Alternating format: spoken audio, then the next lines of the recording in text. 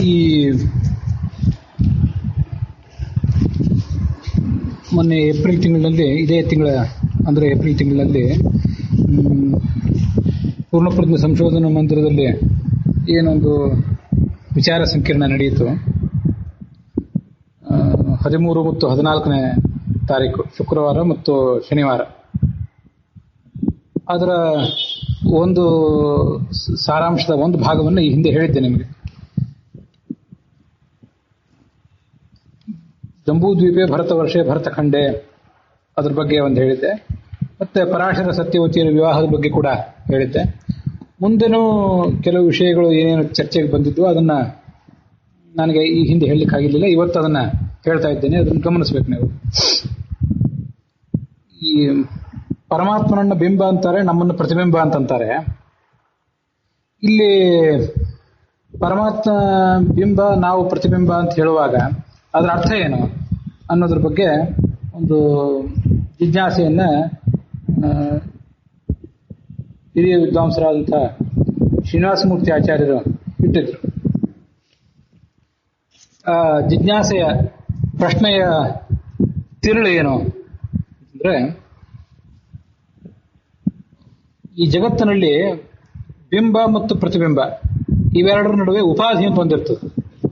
ನಾವು ನಮ್ಮ ಮುಖವನ್ನ ಕನ್ನಡಿಯಲ್ಲಿ ಆಗಲಿ ಅಥವಾ ನೀರಿನಲ್ಲಿ ಆಗಲಿ ಒಂದು ಎಣ್ಣೆಯಲ್ಲಿ ಆಗಲಿ ನೋಡಿಕೊಂಡಾಗ ಅಲ್ಲಿ ಪ್ರತಿಬಿಂಬ ಕಾಣಿಸ್ತದೆ. ಅಂತೂ ನಮ್ಮ ಮುಖ ಬಿಂಬ, ಅಲ್ಲಿ ಬೀಳುವಂಥದ್ದು ಪ್ರತಿಬಿಂಬ, ನಡುವೆ ಒಂದು ಉಪಾಧಿ ಇರ್ತದೆ. ಕನ್ನಡಿ, ನೀರು, ಎಣ್ಣೆ, ಅದು ಶುದ್ಧವಾದಂತಹ ಹೊಳೆಯುವ ಪಾತ್ರ ಮೊದಲಾದದ್ದು. ಪರಮಾತ್ಮ ಬಿಂಬ, ನಾವು ಆತನ ಪ್ರತಿಬಿಂಬ ಅಂತಾದಾಗ ಇಲ್ಲಿ ನಡುವೆ ಆ ಉಪಾಧಿ ಯಾವುದು ಅಂತ ಶಾಸ್ತ್ರದಲ್ಲಿ ಒಂದು ಚರ್ಚೆ ಇದೆ. ಇದು ಭಗವದ್ಗೀತಾ ಪ್ರಸ್ಥಾನದಲ್ಲಿ ಕೂಡ ಇದೆ, ಭಾಗವತ ತಾತ್ಪರ್ಯದಲ್ಲೂ ಇದನ್ನು ಹೇಳ್ತಾರೆ ಅಂತ ನೆನಪಿದೆ. ಇಲ್ಲಿ ಬೇರೆ ಪ್ರತಿಬಿಂಬ ಯಾವುದು, ಬೇರೆ ಉಪಾಧಿ ಯಾವುದೂ ಇಲ್ಲ. ಪರಮಾತ್ಮನ ಆ ಬಿಂಬ ಏನಿದೆ, ಆ ಬಿಂಬದ ಪ್ರತಿಬಿಂಬ ನಾವಿದ್ದೇವೆ, ಜೀವ ಇದ್ದಾನೆ. ಇವನು ಯಾವುದೋ ಒಂದು ಕಾಲಕ್ಕೆ ಪ್ರತಿಬಿಂಬನಾಗಿ ಬಿದ್ದವನಲ್ಲ. ಇದು ಒಂದು ವೈಶಿಷ್ಟ್ಯ. ನಮ್ಮ ಮುಖ ಯಾವತ್ತೂ ಕೂಡ ಕನ್ನಡಿಯಲ್ಲಿ ಅನಾದಿ ಕಾಲದಿಂದ ಕಾಣ್ತಿರೋದಿಲ್ಲ. ಕನ್ನಡಿಯ ಸಂಪರ್ಕಕ್ಕೆ ನಮ್ಮ ಮುಖ ಬಂದ ಮೇಲೆ ಆ ಕನ್ನಡಿಯಲ್ಲಿ ನಮ್ಮ ಮುಖ ಕಾಣಬೇಕು, ಅಥವಾ ನೀರಿನ ಸಂಪರ್ಕದಲ್ಲಿ ನಮ್ಮ ಮುಖ ಬಂದ ಮೇಲೆ ಆ ನೀರಿನಲ್ಲಿ ಮುಖ ಕಾಣಬೇಕು. ಅನಾದಿ ಕಾಲದಿಂದ ಅನಂತ ಕಾಲದವರೆಗೆ ನಮ್ಮ ಮುಖ ಇರೋದೂ ಇಲ್ಲ ಮತ್ತು ಕನ್ನಡಿಯ ಸಂಪರ್ಕ ಪಡ್ಕೊಳ್ಳೋದೂ ಇಲ್ಲ. ಹಾಗೆ ನೀರು, ಎಣ್ಣೆ ಇತ್ಯಾದಿ ಸಂಪರ್ಕ ಪಡ್ಕೊಳ್ಳೋದೂ ಇಲ್ಲ. ಆದ್ರಿಂದ ಇಲ್ಲಿ ಈ ನಮ್ಮ ಮುಖ, ಭೌತ ಶರೀರದ ಮುಖ ಇದೇ ಅನಿತ್ಯ. ಮತ್ತೆ ಆ ಕನ್ನಡಿ, ನೀರು, ಎಣ್ಣೆ ಮೊದಲಾದದ್ದು ಅನಿತ್ಯ. ಅದರೊಳಗೆ ಬೀಳುವಂತಹ ಪ್ರತಿಬಿಂಬನೂ ಅನಿತ್ಯ. ಅದೇನೇ ಇರಲಿ, ಇಲ್ಲಿ ಬಿಂಬ ಪ್ರತಿಬಿಂಬ ಇವು ಎರಡರ ನಡುವೆ ಒಂದು ಉಪಾಧಿ ಅಂತ ಅನ್ನೋದಿದೆ. ಪರಮಾತ್ಮ ಬಿಂಬ, ಜೀವ ಪ್ರತಿಬಿಂಬ ಅಂತ ಆದಾಗ ಅದ್ರ ನಡುವಿನ ಉಪಾಧಿ ಯಾವುದು ಅಂತ ಹೇಳ್ಬೇಕಲ್ಲ. ಬಿಂಬ ಪ್ರತಿಬಿಂಬ ಅಂತ ನಮ್ಮ ಮತ್ತು ಅವನ ನಡುವಿನ ಸಂಬಂಧವನ್ನ ವರ್ಣಿಸಿದ ಮೇಲೆ ನಡುವಿನ ಉಪಾಧಿ ಯಾವುದು ಅಂತ ಒಂದು ಪ್ರಶ್ನೆಗೆ ಉತ್ತರಿಸಬೇಕಾಗ್ತದೆ. ಅದಕ್ಕೆ ನಿತ್ಯೋಪಾಧ್ಯ ಸ್ವರೂಪಯ ಅಂತ ಶಾಸ್ತ್ರದಲ್ಲಿ, ಭಗವದ್ಗೀತಾದಲ್ಲಿ ಪ್ರಸ್ಥಾನದಲ್ಲಿ ಅದನ್ನು ಹೇಳಿದ್ದಾರೆ ನೆನಪು. ಜೀವನ ಸ್ವರೂಪವೇ ಪ್ರತಿಬಿಂಬ ಮತ್ತು ಜೀವನ ಸ್ವರೂಪವೇ ಉಪಾಧಿ. ಹಾಗಾದ್ರೆ ಇಲ್ಲಿ ಲೌಕಿಕ ಉದಾಹರಣೆಗಳಲ್ಲಿ ಬಿಂಬ ಒಂದಿರ್ತದೆ, ಪ್ರತಿಬಿಂಬ ಒಂದು ಬೇರೆ ಇರ್ತದೆ, ಅದರ ನಡುವೆ ಉಪಾಧಿ ಒಂದು ಬೇರೆ ಇರ್ತದೆ. ಒಟ್ಟು 3 ವಸ್ತುಗಳಲ್ಲಿ ಇರ್ತವೆ, ಬಿಂಬ, ಉಪಾಧಿ ಮತ್ತು ಪ್ರತಿಬಿಂಬ ಅಂತ ಹೇಳಿ. ಆದರೆ ಪರಮಾತ್ಮ ಮತ್ತು ಜೀವ ಇವರು ನಮ್ಮ ಇವನ ಸಂಬಂಧ ಏನಿದೆ, ಇದ್ರ ನಡುವೆ ಪರಮಾತ್ಮ ಇದ್ದಾನೆ, ಜೀವ ಇದ್ದಾನೆ, ಇವರಿಬ್ಬರೇ ಇದ್ದಾರೆ ಹೊರತು ಮೂರನೇದಾದಂತಹ ಒಂದು ಉಪಾಧಿ ಇಲ್ಲ.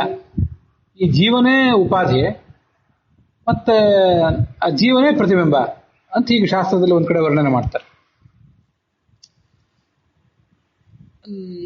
ಈ ಬಿಂಬ ಪ್ರತಿಬಿಂಬ ಅನ್ನೋ ಸಂಬಂಧವನ್ನ ವಿವರಿಸುವಾಗ ಪ್ರತಿಬಿಂಬ ಅಂದ್ರೆ ಏನು, ತದ್ ಅಧೀನತ್ವೇ ಸತಿ ತತ್ ಸದೃಶತ್ವಂ ಅಂತ ಮತ್ತೊಂದು ಕಡೆ ಜಯತೀರ್ಥರೋ ಯಾರೋ ಹೇಳಿದಂತಹ ಒಂದು ಮಾತು. ನಾವು ಪರಮಾತ್ಮನ ಪ್ರತಿಬಿಂಬ ಒಂದು ಏನರ್ಥ, ಪರಮಾತ್ಮನಿಗೆ ಅಧೀನರ ನಾವಾಗಿದ್ದೇವೆ ಮತ್ತು ಪರಮಾತ್ಮನಿಗೆ ಸದೃಶರ ನಾವಾಗಿದ್ದೇವೆ ಅಂತ ಅರ್ಥ. ಅದಕ್ಕೆ ಇದೇ ಪ್ರತಿಬಿಂಬ ಅಂತ ಅರ್ಥ. ಪ್ರತಿಬಿಂಬ ಅನ್ನೋ ಶಬ್ದಕ್ಕೆ ಇಷ್ಟೇ ಅರ್ಥ ಅಂತ ಆದ್ರೆ ಆ ನಡುವೆ ಒಂದು ಉಪಾಧಿ ಅಂತ ಪ್ರಶ್ನೆ ಯಾಕೆ ಬಂತು? ಆ ಉಪಾಧಿ ಇಲ್ಲದೆ ಹೋದ್ರೂ ಕೂಡ ನಾವು ಪರಮಾತ್ಮ ಅಧೀನರಾಗಬಹುದು, ಪರಮಾತ್ಮನ ಸದಸ್ಯರು ಆಗಬಹುದು. ಆ ಉಪಾಧಿಯ ಪ್ರಶ್ನೆ ಯಾಕೆ ಬಂತು ಅಂತ ಒಂದು ಜಿಜ್ಞಾಸೆ. ಮತ್ತೆ ನಮಗೆ ಮುಖ್ಯವಾಗಿ ಜೀವಮಾನದಲ್ಲಿ ದೊರೆಯಬೇಕಾದಂಥ ತತ್ವಜ್ಞಾನ ಏನು? ರಕ್ಷತಿ ಇತ್ಯೇವ ವಿಶ್ವಾಸ ತದೀಯೋಹಂ ಇತಿ ಸ್ಮೃತಿ ಶರಣಾಗತಿರಿತ್ಯೇಷ ವಿಷ್ಣೋರ್ ಮೋಕ್ಷ ಫಲಪ್ರದ ಅಂತ ಇದು ಗೀತಾ ಪ್ರಸ್ಥಾನದಲ್ಲಿ ಆಚಾರ್ಯ ಹೇಳುವಂಥ ಒಂದು ಮಾತು. ಪರಮಾತ್ಮ ನಮ್ಮನ್ನು ರಕ್ಷಿಸಿಯೇ ರಕ್ಷಿಸ್ತಾನೆ ಅಂತ ವಿಶ್ವಾಸ. ತದೀಯೋಹಂ ಇತಿ ಸ್ಮೃತಿ, ನಾನು ಅವನವನು, ಅವನು ನಮ್ಮನ್ನು ಕಾಪಾಡ್ತಾನೆ ಅನ್ನುವ ವಿಶ್ವಾಸ. ಇದಕ್ಕೆ ಶರಣಾಗತಿ ಅಂತ ಕರೀತಾರೆ. ಇದು ನಮಗೆ ಮೋಕ್ಷದಾಯಕವಾದದ್ದು. ನಮಗೆ ಬರಬೇಕಾದ ಜ್ಞಾನ ಇದು ಮುಖ್ಯ. ನಾನು ಅವನ ಅಧೀನ, ಅವನ ಸದಸ್ಯನಾಗಿದ್ದೇನೆ, ಅವನು ನನ್ನನ್ನು ಯಾವತ್ತಾದರೂ ಕಾಪಾಡಿಯೇ ಕಾಪಾಡ್ತಾನೆ. ಇಷ್ಟು ಜ್ಞಾನ ಬರಲಿಕ್ಕೆ ಉಪಾಧಿಯ ಆಲೋಚನೆಯಿಂದ ಏನಾಗಬೇಕಾಗಿದೆ? ಉಪಾಧಿ ಇದ್ರೇನು ಬಿಟ್ರೇನು? ಬಿಂಬ ಪ್ರತಿಬಿಂಬ ಅಂದ್ರೆ ಏನರ್ಥ? ಪರಮಾತ್ಮ ಯಾವ ರೂಪದಿಂದ ಇದ್ದಾನೋ ಅದೇ ರೂಪದಿಂದ ನಾವು ಕೂಡ ಪ್ರತಿಬಿಂಬರು ಕೂಡ ಇದ್ದೇವೆ. ಪರಮಾತ್ಮನಿಗೆ ಅನಂತ ರೂಪಗಳಿವೆ. ಒಂದು ಯಾವುದೋ ರೂಪದಿಂದ ನಾವು ಕೂಡ ಇದ್ದೇವೆ. ಇದು ನಾವು ಆ ರೂಪದಿಂದ ಹುಟ್ಟಿದ್ದಲ್ಲ, ಅನಾದಿ ಕಾಲದಿಂದ ಹಾಗೆ ಇದ್ದೇವೆ. ರೂಪಂ ರೂಪಂ ಪ್ರತಿರೂಪೋ ಬಹುವ. ಜೀವನ ಒಂದೊಂದು ರೂಪ ಏನಿದೆ ಅದಕ್ಕೆ ತಕ್ಕಂತೆ ಪ್ರತಿಯೊಂದು ಪರಮಾತ್ಮನ ರೂಪ ಇದ್ದೇ ಇದೆ. ತದಸ್ಯ ರೂಪಂ ಪ್ರತಿಚಕ್ಷಣಾಯ. ಈ ರೂಪಗಳನ್ನು, ಅನಂತ ರೂಪಗಳನ್ನು ಪರಮಾತ್ಮ ಯಾಕೆ ತಾಳಿ ಇದ್ದಾನೆ ಅನಾದಿ ಕಾಲದಿಂದ ಅಂದ್ರೆ, ಆ ಜೀವನ ಮೇಲೆ ಅವನಿಗೆ ಹತೋಟಿ ಇರಬೇಕಲ್ಲ. ಆ ಜೀವನನ್ನು ಅವನು ತನ್ನ ನಿಯಂತ್ರಣದಲ್ಲಿ ಇಟ್ಕೋಬೇಕಲ್ಲ. ನಿಮ್ಮಲ್ಲಿರುವ ಬಿಂಬ ರೂಪದಿಂದ ಹತೋಟಿಯಲ್ಲಿ ಇಟ್ಕೊಂಡಿದ್ದಾನೆ, ನನ್ನಲ್ಲಿರುವಂತಹ ಬಿಂಬ ರೂಪದಿಂದ ಹತೋಟಿಯಲ್ಲಿ ಇಟ್ಕೊಂಡಿದ್ದಾನೆ. ಇದು ವಿಷಯ. ರೂಪಂ ರೂಪಂ ಪ್ರತಿರೂಪೋ ಬಹುವ ತದಸ್ಯ ರೂಪಂ ಪ್ರತಿಚಕ್ಷಣಾಯ ಇಂದ್ರೋ ಮಾಯಾಭಿ ಪೂರ್ವರೂಪ ಈಯತೆ. ಇಂದ್ರ, ಆ ಪರಮ ಐಶ್ವರ್ಯ ಸಂಪನ್ನನಾದ ಭಗವಂತ ತನ್ನ ಶಕ್ತಿಯಿಂದ ಅನಂತ ರೂಪಗಳನ್ನು ತಾಳಿದ್ದಾನೆ ಅಂತೆಲ್ಲ ವೇದವಾಕ್ಯಗಳು ಹೊರಡ್ತಾ ಇವೆ. ನಮಗೆ ಇರಬೇಕಾದ ಜ್ಞಾನ ಇದು. ಇಷ್ಟೇ ಬಿಂಬ ಪ್ರತಿಬಿಂಬ ಅಂತಂದ್ರೆ ಆ ಉಪಾಧಿ ಅಂತ ಅನ್ನೋದು ಯಾಕೆ ಬೇಕಿಲ್ಲಿ ಅಂತ ಒಂದು ಜಿಜ್ಞಾಸೆ. ಉಪಾಧಿಯ ಆಲೋಚನೆನೇ ಬೇಕಾಗಿಲ್ಲಲ್ಲ. ಉಪಾಧಿ ಯಾಕೆ, ಯಾವುದೊಂದು ಪ್ರಶ್ನೆ ಮಾಡಿಕೊಂಡು ಕನ್ನಡಿ, ನೀರು, ಎಣ್ಣೆ ಮೊದಲಾದವುಗಳು ಹೇಗೆ ಉಪಾಧಿ ಇದೆಯೋ ನಮ್ಮ ಮುಖ ಕಾಣಲಿಕ್ಕೆ, ಹಾಗೆ ಇಲ್ಲೊಂದು ಉಪಾಧಿ ಇರಬೇಕು ಅಂತ ಪ್ರಶ್ನೆ ಮಾಡಿ ಅದಕ್ಕೆ ನಾವೇ ಉಪಾಧಿ ಅಂತ ಹೇಳೋದ್ರ ಉದ್ದೇಶ ಏನು? ನಮ್ಮಲ್ಲೇ ನಾವು ಕಂಡಿದ್ದೀವ. ನೀರಿನಲ್ಲಿ ಮುಖ ಕಾಣಿಸ್ತದೆ, ಪ್ರತಿಬಿಂಬ ಕಾಣಿಸ್ತದೆ. ಎಣ್ಣೆಯಲ್ಲಿ, ಪಾತ್ರದಲ್ಲಿ, ಕನ್ನಡಿಯಲ್ಲಿ ಪ್ರತಿಬಿಂಬ ಕಾಣಿಸ್ತದೆ. ಹಾಗಾದ್ರೆ ಜೀವ ಪ್ರತಿಬಿಂಬ ಅಂತ ಆದಾಗ, ಆ ಜೀವನೇ ಉಪಾಧಿ ಅಂತ ಆದಾಗ ನಮ್ಮಲ್ಲಿ ನಾವು ಕಾಣ್ತೀವ ಹೇಗೆ ಅಂತ ಒಂದು ಪ್ರಶ್ನೆ. ಅದಕ್ಕೆ ಅನೇಕ ಮುಖದಲ್ಲಿ ಚರ್ಚೆ ನಡೆಯುತ್ತೆ. ಹಿರಿಯ ವಿದ್ವಾಂಸರು, ಹಯವದನ ಪುರಾಣಿಕರು ಏನು ಹೇಳಿದ್ರು, ಈ ಸೆಮಿನಾರ್ನಲ್ಲಿ ಯಾರ್ಯಾರು ಭಾಗವಹಿಸಿದ್ರು, ಯಾವ್ಯಾವ ವಿದ್ವಾಂಸರು ಏನೇನು ಹೇಳಿದ್ರು ಅದನ್ನು ಕೂಡ ನೀವು ಹೇಳ್ರಿ ಅಂತಾನೆ ನನ್ನೊಬ್ರು ಕೇಳ್ಕೊಂಡಿದ್ರು. ಅದಕ್ಕಾಗಿ ಅಂತ ಸಂದರ್ಭದಲ್ಲೆಲ್ಲ ನಾನು ಏನು ಹೇಳಿದೆ, ಉಳಿದ ವಿದ್ವಾಂಸರು ಏನು ಹೇಳಿದ್ರು, ಗುರುಗಳಾದಂಥ ಪೇಜಾವರ ಶ್ರೀಗಳು ಏನು ಹೇಳಿದ್ರು ಅಂತ ಅನ್ನೋದನ್ನು ನಾನು ನಡುವೆ ಈಗಾಗಲೇ ಮೊದಲನೇ ಕಂತಿನಲ್ಲಿ ವಿವರಿಸಿದ್ದೇನೆ. ಈ ಬಿಂಬ ಪ್ರತಿಬಿಂಬಕ್ಕೆ ಸಂಬಂಧಪಟ್ಟ ಚರ್ಚೆಯಲ್ಲಿ ನಾನು ಪಾಲ್ಗೊಂಡಿರಲಿಲ್ಲ.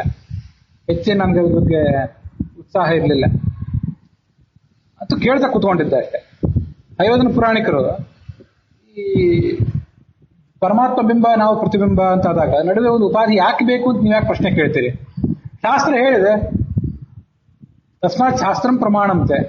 ಯಾವುದೇ ಒಂದು ವಸ್ತು ಇದೆಯೋ ಇಲ್ಲೋ ಅಂತ ಅನ್ನೋದಕ್ಕೆ ಮಾನಾಧೀನ ಮೇಯ ಸಿದ್ಧಿ, ಒಂದು ಪ್ರಮೇಯ. ಒಂದು ವಸ್ತು ಇದೆ ಅಂತಲಿಕ್ಕೆ ನಮಗೇನು ಪ್ರಯೋಜನ ಅಂತ ಮುಖ್ಯ ಅಲ್ಲ. ನಮಗೆ ಒಂದು ವಸ್ತುವಿನಿಂದ ಪ್ರಯೋಜನ ಇರಬಹುದು, ಇಲ್ಲದೆ ಇರಬಹುದು, ಅಥವಾ ಪ್ರಯೋಜನ ಇದ್ರೂ ನಮ್ಗೆ ಗೊತ್ತಿಲ್ಲದೆ ಇರಬಹುದು. ಪ್ರಯೋಜನ ಇದೆ ಅಂತ ನಾವು ತಿಳ್ಕೊಂಡಿರ್ತೀವಿ, ಆ ಪ್ರಯೋಜನ ವಾಸ್ತವಿಕವಾಗಿ ಸರಿಯಾದ ಪ್ರಯೋಜನ ಅಲ್ಲದೆ ಇರಬಹುದು. ಹೀಗೆಲ್ಲ ಇರ್ತದೆ. ಪ್ರಶ್ನೆ ಅದಲ್ಲ. ಪ್ರತ್ಯಕ್ಷ, ಅನುಮಾನ, ಆಗಮ, ಈ ಮೂರು ಪ್ರಮಾಣಗಳಲ್ಲಿ, ವಿಶೇಷತಃ ಪ್ರತ್ಯಕ್ಷ ಮತ್ತು ಆಗಮ, ಈ ಎರಡು ಪ್ರಮಾಣಗಳಲ್ಲಿ ಯಾವುದಾದ್ರು ಒಂದು ಪ್ರಮಾಣ ಇಂಥ ಶಾಸ್ತ್ರೀಯ ವಿಷಯಗಳಿಗಿದ್ರೆ ಸಾಕು. ಶಾಸ್ತ್ರ ಏನಂತ ಹೇಳಿದೆ? ಪರಮಾತ್ಮ ಬಿಂಬ, ನಾವು ಜೀವರು ಪ್ರತಿಬಿಂಬರು, ಮತ್ತೆ ನಾವೇ ಉಪಾಧಿಗಳು ಅಂತ ಹೇಳಿದೆ. ಜಗತ್ತಿನಲ್ಲಿ ಬಿಂಬ, ಪ್ರತಿಬಿಂಬ, ಉಪಾಧಿ ಅಂತ ಮೂರು ಇರ್ತವೆ. ಇಲ್ಲಿ ಮೂರಿಲ್ಲ. ಬಿಂಬ ಪ್ರತಿಬಿಂಬ ಎರಡೇ ಇರೋ ವಸ್ತುಗಳು. ಆ ಪ್ರತಿಬಿಂಬವೇ ಉಪಾಧಿಯಾಗಿದೆ. ಮಾನಾಧೀನ ಮೇಯ ಸಿದ್ಧಿ. ಅದರಿಂದಾಗಿ ಹೆಚ್ಚು ನಾವು ಇದ್ರ ಬಗ್ಗೆ ತಲೆ ಕೆಡಿಸ್ಕೊಳ್ಬೇಕಾದಿಲ್ಲ ಅಂತ ಹಯವದನ ಪುರಾಣಿಕರು ಅಭಿಪ್ರಾಯಪಟ್ಟರು. ಗುರುಗಳು ಏನು ಹೇಳಿದ್ರು ಅಂದ್ರೆ, ಈ ಪ್ರತಿಬಿಂಬ ಅಂತಿದೆಯಲ್ಲ, ಪ್ರತಿಬಿಂಬ ಅಂದ್ರೆ ಏನು, ಉಪಾಧಿ ಅಂದ್ರೆ ಏನು? ಇದನ್ನ ನಾವು ಚರ್ಚೆಗೆ ಕೈ ತಗೊಂಡ್ರೆ ಈ ಜಗತ್ತಿನಲ್ಲಿ ನಾವೇನು ಉಪಾಧಿ ಮತ್ತು ಪ್ರತಿಬಿಂಬ ಅಂತ ಹೇಳ್ತೀವಲ್ಲ, ಬಿಂಬ ಪ್ರತಿಬಿಂಬ ಉಪಾಧಿ ಅಂತ ಹೀಗೆಲ್ಲ ಹೇಳ್ತೀವಲ್ಲ, ಅಂಥ ಪ್ರತಿಬಿಂಬತ್ವ ಜೀವನಲ್ಲಿ ಇಲ್ಲ, ಅಂಥ ಉಪಾಧಿತ್ವ ಇಲ್ಲಿಲ್ಲ. ಆದ್ರಿಂದ ಜಗತ್ತಿನ ಲೆಕ್ಕದಲ್ಲಿ ಯಾವ ಪ್ರತಿಬಿಂಬತ್ವ ಮತ್ತು ಉಪಾಧಿತ್ವ ಇವೆಲ್ಲ ಇವೆ, ಬಿಂಬತ್ವ ಇವೆಲ್ಲ ಇವೆ, ಅದನ್ನು ಇಲ್ಲಿ ಅನ್ವಯಿಸಬಾರದು. ಜಗತ್ತಿನ ಲೆಕ್ಕಾಚಾರವೇ ಬೇರೆ, ಇಲ್ಲೊಂದು ಇರುವ ವಿಷಯವೇ ಬೇರೆ. ಪ್ರತಿಬಿಂಬತ್ವ ಮತ್ತು ಉಪಾಧಿತ್ವ ಎರಡು ಕೂಡ ಪಾರಿಭಾಷಿಕವಾದದ್ದು. ಆದ್ರಿಂದ ನೀವು ಜಗತ್ತಿನ ಬಿಂಬ ಪ್ರತಿಬಿಂಬ ಉಪಾಧಿ ಅಂತ ನಿಮ್ಮ ಮನಸ್ಸಿನಲ್ಲಿ ಇಟ್ಕೊಂಡು ಏನು ವಿಚಾರ ಮಾಡ್ತೀರಿ ಅದನ್ನ ಅನ್ವಯಿಸಿ ಇಲ್ಲಿ ಪ್ರಶ್ನೆ ಕೇಳಬಾರ್ದು ಅಂತ ಹೇಳ್ಬಿಟ್ಟು ಅಲ್ಲಿ ಅದು ಮುಗಿದೋಯ್ತು. ಅದು ಬಹಳ ಮಹತ್ವದ ಉತ್ತರ ಅಂತ ಕಾಣಿಸ್ತು ನಮ್ಗೆ. ನನಗೆ ಎಷ್ಟು ಆಶ್ಚರ್ಯ ಅನಿಸ್ತದೆ ಅಂತಂದ್ರೆ, ಈ ಹಿಂದೆ ಸೆಪ್ಟೆಂಬರ್ 16ನೇ ತಾರೀಕು 2017ನೇ ಇಸ್ವಿಯಲ್ಲಿ ಸೆಮಿನಾರ್ ಆದಾಗ, ಅದು ಬೆಂಗಳೂರಿನ ಸೆಮಿನಾರ್ ಆಗಿತ್ತು, ಗುರುಗಳು ಉಡುಪಿಯಲ್ಲಿದ್ರು. ಈಗ ಅವರು ಬೆಂಗಳೂರಿನಲ್ಲಿ ಇದ್ರು, ನಾವು ಅವ್ರನ್ನ ಕರೆದೆವು. ಅವರಿಗೆ ಅನಾರೋಗ್ಯದ ನಡುವೆ ಕೂಡ ಕೂತ್ಕೊಂಡು ಅದನ್ನೆಲ್ಲ ಕೇಳ್ತಾ ಇದ್ರು. ನಾವು ಯಾವ ವಿಷಯದ ಬಗ್ಗೆ ಹೆಚ್ಚು ತಲೆ ಕೆಡಿಸ್ಕೊಂಡಿರ್ತೀವಿ, ನಮ್ಗೆ ಅರ್ಥವೇ ಆಗ್ತಿರೋದಿಲ್ಲ. ಅಂಥದನ್ನ ತೀರಾ ಸರಳವಾದ ಶಬ್ದಗಳಲ್ಲಿ ಸರಳವಾದ ರೀತಿಯಲ್ಲಿ ನಿರೂಪಣೆ ಮಾಡಿ ಆ ಕಗ್ಗಂಟನ್ನು ಅವ್ರು ಬಿಡಿಸಿ ಬಿಡ್ತಾರೆ. ಅದು ಬಹಳ ಅದ್ಭುತವಾಗಿ ಕಾಣಿಸ್ತಾನೆ. ಸರಿ, ಅದನ್ನು ನಾನು ಆಮೇಲೆ ಏನು ಮನನ ಮಾಡಿಕೊಂಡೆ ಅದನ್ನು ಕೂಡ ನಿಮ್ಮ ಎದುರಿಗೆ ತರ್ತೇನೆ. ಈಗ ಪರಮಾತ್ಮ ಬಿಂಬ, ಅವನಲ್ಲಿ ಬಿಂಬತ್ವ ಇದೆ, ನಮ್ಮಲ್ಲಿ ಪ್ರತಿಬಿಂಬತ್ವ ಇದೆ. ಮತ್ತು ಜೀವನೇ ನಮ್ಮಲ್ಲಿ ಪ್ರತಿಬಿಂಬತ್ವನೂ ಇದೆ, ಉಪಾಧಿತ್ವನೂ ಇದೆಯಲ್ಲ. ಇದಕ್ಕೆ ಒಂದು ಅದ್ಭುತವಾದಂತಹ ನಿರೂಪಣೆ ಶಾಸ್ತ್ರದಲ್ಲಿ, ಬ್ರಹ್ಮಸೂತ್ರ ಭಾಷ್ಯದಲ್ಲಿ ಮತ್ತು ಭಾಗವತ ತಾತ್ಪರ್ಯದಲ್ಲಿ ಇದೆ. ಅದೇನು ಅಂತಂದ್ರೆ, ಅಲೌಕಿಕತ್ವ ಅನ್ನೋ ವಿಷ್ಣು ನಿರುಕ್ತೋ ರೂಪಿತಸ್ತಥಾ ತಥಾಪಿ ವೇದೇಶು ಉಕ್ತತ್ವಾತ್ ಉಕ್ತೋ ರೂಪಿತ ಏವಚ. ಭಾಗವತ ತಾತ್ಪರ್ಯದಲ್ಲಿ 6ನೇ ಸ್ಕಂದದಲ್ಲಿ ಇರುವಂತಹ ಒಂದು ಮಾತು ನೋಡಿ. ಭಗವಂತ ಬಿಂಬ, ನಾವೀಗ ಪ್ರತಿಬಿಂಬ ಮತ್ತೆ ಉಪಾಧಿ ಬಗ್ಗೆ ಆಮೇಲೆ ವಿಚಾರ ಮಾಡೋಣ. ಮೊದಲು ಪರಮಾತ್ಮ ಬಿಂಬ ಅಂದ್ರೆ ಏನು ಅದನ್ನು ಸ್ವಲ್ಪ ಆಲೋಚನೆ ಮಾಡೋಣ. ವಸ್ತುತಃ ಆ ಶ್ಲೋಕ, ಭಾಗವತ ತಾತ್ಪರ್ಯದ ಆ ಶ್ಲೋಕ ಪರಮಾತ್ಮ ಬಿಂಬ ಅನ್ನೋದನ್ನ ಹೇಗೆ ಅಂತ ನಿರೂಪಿಸ್ಲಿಕ್ಕೆ ಹೊರಟಿಲ್ಲ. ಅದು ಒಟ್ಟಾರೆ ಪರಮಾತ್ಮನ ಸ್ವರೂಪ ಏನು ಅಂತ ನಿರೂಪಿಸ್ಲಿಕ್ಕೆ ಹೊರಟಿದೆ. ಆ ಒಂದು ಗಂಟು ಸಡಿಲಿಸಿಬಿಟ್ರೆ ಉಳಿದ ಪರಮಾತ್ಮನ ಕುರಿತಾದ ಎಷ್ಟೋ ಪ್ರಶ್ನೆಗಳಿಗೆಲ್ಲ ನಮ್ಗೆ ಉತ್ತರ ಸಿಕ್ಕಂತೆ ಆಗ್ತದೆ. ಅದು ಬಹಳ ಆಶ್ಚರ್ಯಕರವಾದದ್ದು. ಅದನ್ನೇ ಸ್ವಾಮಿಗಳು ಬಹಳ ಸೂಕ್ಷ್ಮವಾಗಿ ವಿವರಿಸಿದ್ರು ಅಂತ ಕಾಣಿಸ್ತದೆ. ನೋಡ್ರಿ, ಪರಮಾತ್ಮನನ್ನ ದೇವರು ಅಂತೇವೆ, ಪರಮಾತ್ಮನ ಭಗವಾನ್ ಅಂತೇವೆ, ಕರುಣಾಶಾಲಿ ಅಂತೇವೆ, ಆಮೇಲೆ ಲಕ್ಷ್ಮೀಪತಿ ಅಂತೇವೆ, ಅವನನ್ನ ಜಾರ ಅಂತೇವೆ, ಗೋಪಿ ಜನ ಜಾರ ಅಂತೇವೆ, ಮತ್ತೆ ಯಾರಿಗೋ ಪಿತಾ ಅಂತೇವೆ, ಚತುರ್ಮುಖ ಬ್ರಹ್ಮನಿಗೆ ಒಂದು ಪಿತಾ, ಬ್ರಹ್ಮಣಾಮೇ ಪಿತೇತಿಹ, ಮತ್ತೊಬ್ರು ಯಾರಿಗೋ ಪಿತಾಮಹ, ಮತ್ತೊಬ್ಬರಿಗೆ ಪ್ರಪಿತಾಮಹ, ಮೂಲಭೂತ ಗುರು ಸರ್ವ ಜನಾನಾಂ ಪುರುಷೋತ್ತಮ, ನಮಗೆಲ್ಲರಿಗೂ ಅವನು ಮೂಲಭೂತ ಗುರುವಾಗಿದ್ದಾನೆ, ಪ್ರಪಿತಾಮಹನಾಗಿದ್ದಾನೆ. ಪ್ರಪಿತಾಮಹೋಮೇ ಭಗವಾನ್ ಇತಿ ಸರ್ವಜನಸ್ಯತು ಅಂತ ಪರಮಾತ್ಮನಲ್ಲಿ ಲಕ್ಷ್ಮೀ ಪತಿತ್ವ ಬಂತು. ಪತಿತ್ವ, ಪಿತೃತ್ವ, ಪಿತಾಮಹತ್ವ, ಪ್ರಪಿತಾಮಹತ್ವ, ಗುರುತ್ವ, ಕರುಣಾಶಾಲಿತ್ವ, ಐಶ್ವರ್ಯ, ಜ್ಞಾನ, ಭಕ್ತಿ ಅಲ್ಲ ಇತ್ಯಾದಿ ಗುಣಗಳು. ಐಶ್ವರ್ಯಸ್ಯ ಸಮಗ್ರಸ್ಯ ಬೀಜಸ್ಯ ಯಶಸಃ ಶ್ರಿಯಃ ಜ್ಞಾನ ವೈರಾಗ್ಯವಶ್ಚೈವ ಷಣ್ಣಾಂ ಭಗ ಇತೀರಣ. ಪರಮಾತ್ಮನ ಭಗ ಅಂತ ಕರೀತಾರೆ. ಯಾಕೆಂದ್ರೆ ಐಶ್ವರ್ಯ, ವೀರ್ಯ, ಯಶಸ್ಸು, ಶ್ರೀ, ಜ್ಞಾನ, ವೈರಾಗ್ಯ ಈ 6 ಗುಣಗಳಿರೋದ್ರಿಂದ ಅವನನ್ನ ಭಗವಂತ ಅಂತ ಕರೀತಾರೆ. ವಸ್ತುತ ಇಷ್ಟನ್ನೆಲ್ಲ ನಾವು ಶಾಸ್ತ್ರದ ಕೇಳ್ತೀವಲ್ಲ, ಕೇಳಿ ಆನಂದ ಪಡ್ತೇವೆ, ಕೆಲವು ಬಾರಿ ಕಣ್ಣೀರು ಸುರಿಸ್ತೇವೆ, ಆನಂದ ಭಾಷೆ ಸುರಿಸ್ತೇವೆ. ವಸ್ತುತಃ ಈ ಎಲ್ಲ ಗುಣಗಳನ್ನ ನಮ್ಮ ಲೌಕಿಕ ಅನುಭವದಲ್ಲಿ ನಾವೇನಾದರೂ ಶಬ್ದಗಳ ಮೂಲಕ ನಿರೂಪಿಸಲಿಕ್ಕೆ ಹೋದ್ರೆ ಏನು ಸಿಗ್ತದೆ? ಅದು ನಿಮ್ಗೇನೂ ಸಿಗದೇ ಇದ್ರು ನೀವು ಆಶ್ಚರ್ಯ ಪಡಬೇಡ್ರಿ ಅಂತ ಹೇಳ್ತದೆ ಭಾಗವತ ತಾತ್ಪರ್ಯ. ಯಾಕೆ ಅಂತಂದ್ರೆ, ಅಲೌಕಿಕತ್ವ ನೋ ವಿಷ್ಣು ನಿರುಕ್ತ. ಭಗವಂತ ಅಲೌಕಿಕ. ಈ ಲೋಕದಲ್ಲಿರುವಂತ ಯಾವುದನ್ನು ನೀವು ಅವನಿಗೆ ಹೋಲಿಕೆ ಕೊಡ್ಲಿಕ್ಕೆ ಸಾಧ್ಯ ಇಲ್ಲ. ಮತ್ತೆ ಆದ್ರಿಂದಲೇ ಅವನನ್ನು ಕರೆಯುವ ಶಬ್ದಗಳಿವೆ ಅಲ್ಲ, ಪತಿತ್ವ, ಪಿತಾಮಹತ್ವ, ಪ್ರಪಿತಾಮಹತ್ವ, ಇವೆಲ್ಲ ಇದಕ್ಕೆ ನಿರ್ವಚನ ಹೇಳಲಿಕ್ಕೂ ಸಾಧ್ಯ ಇಲ್ಲ. ಅದೇನು ಲಕ್ಷ್ಮೀಪತಿ ಅಂದ್ರೆ ಏನು? ಈಗ ನಾವು ಜಗತ್ತಿನಲ್ಲಿ ವಿಚಾರ ಮಾಡೋಣ. ಪತಿ ಅಂತಂದ್ರೆ ಒಬ್ಬ ಗಂಡ ಹೆಂಡತಿಗೆ ಗಂಡನಾಗ್ತಾನೆ. ಹೇಗೆ ಗಂಡನಾಗ್ತಾನೆ? ಈ ಹಿಂದೆ ಗಂಡನಾಗಿರೋದಿಲ್ಲ, ಅವರಿಗೆ 4 ಜನ ಹಿರಿಯರು ಸೇರಿ ಗೊತ್ತುಪಡಿಸ್ತಾರೆ ವಿವಾಹ, ಮುಂದೆ ಪುರೋಹಿತರು ಸೇರಿ ಮದುವೆ ಮಾಡ್ತಾರೆ. ಅವರಿಬ್ಬರ ನಡುವೆ ವಿವಾಹ ಸಾಧ್ಯ ಆಗ್ತದೆ, ದೈಹಿಕ ಸಂಪರ್ಕ ನಡೀತದೆ, ಮಕ್ಕಳು ಹುಟ್ಟುತ್ತವೆ. ಇದಕ್ಕೆಲ್ಲ ಗಂಡ ಹೆಂಡತಿ ಅಂತ ಕರೀತಾರೆ. ಪರಮಾತ್ಮನಿಗೆ ಹೀಗೆಲ್ಲ ಆಗಿದೆಯೇನೋ? ಅವನಿಗೆ ಯಾರು ನೋಡಿ ಮದುವೆ ಮಾಡಿದ್ದಾರೇನೋ? ನಮ್ಮಲ್ಲಿರುವಂತಹ ಪತಿತ್ವ, ನಾವು ಯಾವ ಅರ್ಥದಲ್ಲಿ ನಮ್ಮ ಹೆಂಡತಿಗೆ ಪತಿಯಾಗಿದ್ದೇವೆ, ಆ ಅರ್ಥದಲ್ಲಿ ಪರಮಾತ್ಮ ಪತಿಯಾಗಿದ್ದಾನೇನು. ನಾವು ಪತಿ ಆಗ್ಬೇಕಾದ್ರೆ, ಗಂಡ ಆಗ್ಬೇಕಾದ್ರೆ ಯಾವ ಅರ್ಥದಲ್ಲಿ, ನಿಜವಾದ ಅರ್ಥದಲ್ಲಿ ಗಂಡಸುತನ ಹೆಣ್ತನ ಅಂತೀಗೆಲ್ಲ ಏನ್ ಹೇಳ್ತೀವಲ್ಲ, ಆ ಅರ್ಥದಲ್ಲಿ ಗಂಡಸುತನ ಪರಮಾತ್ಮನಿಗಿದೆಯೇನು? ಭೌತಿಕವಾದ ಶರೀರ ಅವನಿಗಿಲ್ಲ, ಭೌತಿಕವಾದ ರಕ್ತ ಮಾಂಸಗಳಿಲ್ಲ, ಭೌತಿಕವಾದ ವೀರ್ಯ ಇಲ್ಲ, ಭೌತಿಕವಾದ ಶರೀರವೇ ಇಲ್ಲ. ಅವನು ಭೌತಿಕವಾದ ರೀತಿಯಲ್ಲಿ ಮಕ್ಕಳನ್ನು ಹುಟ್ಟಿಸ್ಬೇಕಾಗಿಲ್ಲ. ಆದ್ರಿಂದ ನಮ್ಮ ಯಾವ ಅರ್ಥದಲ್ಲಿ ಅವನು ಪತಿ? ಹಾಗಾಗಿ ಪತಿತ್ವ ಅನ್ನೋದೇ ಅಲೌಕಿಕ ಆಯ್ತಲ್ಲ. ನೀವು ಅದನ್ನು ನಿರ್ವಚನ ಮಾಡೋದೇನ್ ಬೇಕು? ಅಲ್ಲಿಂದ ಪ್ರಾರಂಭಿಸ್ಕೊಳ್ಳೋಣ. ಪಿತಾಮಹತ್ವ, ಈ ಪತಿ ಅನ್ನೋದೇ ನಮಗೆ ನಿರ್ವಚನಕ್ಕೆ ನಿಲುಕದೇ ಇದ್ದಾಗ ಪಿತಾಮಹ, ಪಿತಾ, ಪ್ರಪಿತಾಮಹ ಇವಕ್ಕೆಲ್ಲ ಏನ್ ನಿರ್ವಚನ ಹೇಳೋದು? ಒಬ್ಬ ವ್ಯಕ್ತಿ ಮೊದಲು ಮಗ ಆಗ್ಬೇಕು. ಮಗ ಆಗ್ಬೇಕಾದ್ರೆ ತಂದೆ ವೀರ್ಯದಿಂದ ಜನಿಸ್ಬೇಕು. ಇವನು ಮಗನೇ ಅಲ್ಲ, ಇವನು ಮೊಮ್ಮಗನೂ ಅಲ್ಲ, ಇವನು ಮರಿಮಗನೂ ಅಲ್ಲ. ಯಾರಿಗೆ ಮರಿಮಗ?